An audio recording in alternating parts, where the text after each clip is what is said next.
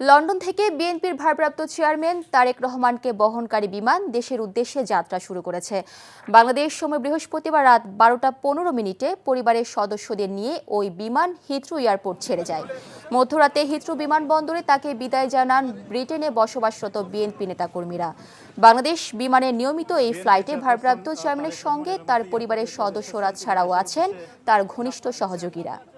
আমরা আপনাদেরকে দেখানোর চেষ্টা করছি, সঙ্গে রয়েছেন সহধর্মিণী জুবাইদা রহমান কন্যা।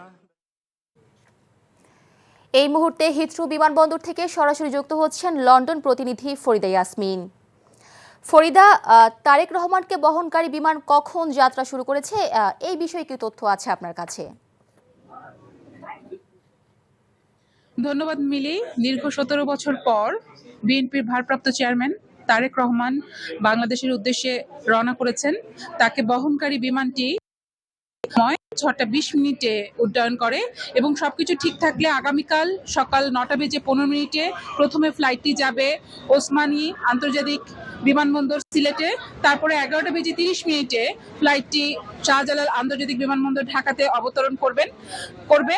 সবকিছু যদি ঠিক থাকে। আর আজকে যখন তারেক রহমান লন্ডন ছেড়ে যায় তখন কিন্তু একটা আবেগঘন পরিবেশ সৃষ্টি হয়েছিল, কারণ এখানে যে নেতাকর্মীরা আছে, দীর্ঘদিন যে নেতাকর্মীদের সাথে তিনি ছিলেন, সেই নেতাকর্মীদেরকে তিনি একা করে দিয়ে চলে যাচ্ছেন। সেজন্য নেতাকর্মীরা অনেক বেশি আবেগ আপ্লুত ছিল এবং তারা কিন্তু আবেগ আপ্লুত যতটা ছিল তারা কিন্তু অনেক বেশি আনন্দিত যে তাদের নেতা বাংলাদেশে ফিরে যাচ্ছে।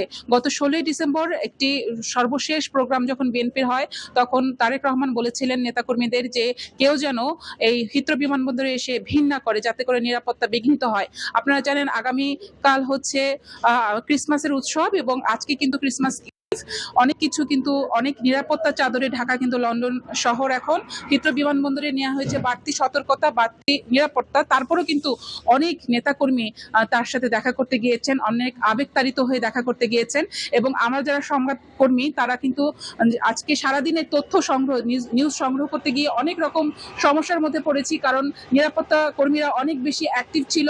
আমাদের একদমই বুম ইউজ করতে দেয়নি, আমাদের কোনো রকম ফুটেজ নিতে দেয়নি, কোনো রকম ভাবে আমাদের এয়ারপোর্টের আশেপাশে বা ভিতরে দাঁড়াতে দেয়নি। তারপরে কিন্তু আমরা নিরবিচ্ছিন্নভাবে খবর সংগ্রহ করেছি।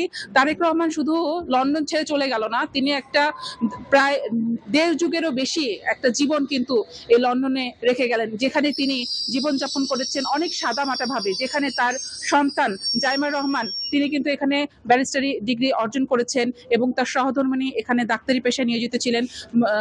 তারেক রহমান অনেক সাধারণ জীবন, লন্ডনে তার কোনো সম্পত্তি নেই। তিনি কিন্তু এখানে বিএনপি অঙ্গ সংগঠনের যে নেতাকর্মীরা আছেন তাদের সাথে ঈদের জামাত থেকে শুরু করে বিভিন্ন রাষ্ট্রীয় প্রোগ্রাম, যেটা বাংলাদেশের প্রোগ্রাম, যে সেই জাতীয় প্রোগ্রামগুলো এখানে করার চেষ্টা করেছেন এবং অনেক বিএনপির নেতাকর্মীরা তার সাথে দেখা করার জন্য ঘন্টার পর ঘন্টা দাঁড়িয়েছিলেন এবং তার সেই সেমিনার এবং আলোচনা সভায় সবসময় অংশগ্রহণ করেছেন। সুখে দুঃখে এই নেতা আমাদের তারেক রহমান তিনি কিন্তু এই নেতাকর্মীদের সাথে ছিলেন। তাই দীর্ঘ একটি সম্পর্ক কিন্তু তারেক রহমানের সাথে বিএনপির অঙ্গ সংগঠনের নেতাকর্মীদের ছিল। তো আমার কাছে সর্বশেষ এটাই ছিল যে তারেক রহমান লন্ডনের হিথ্রো বিমানবন্দর ছেড়ে বাংলাদেশের উদ্দেশ্যে রওনা করেছেন। মিলি।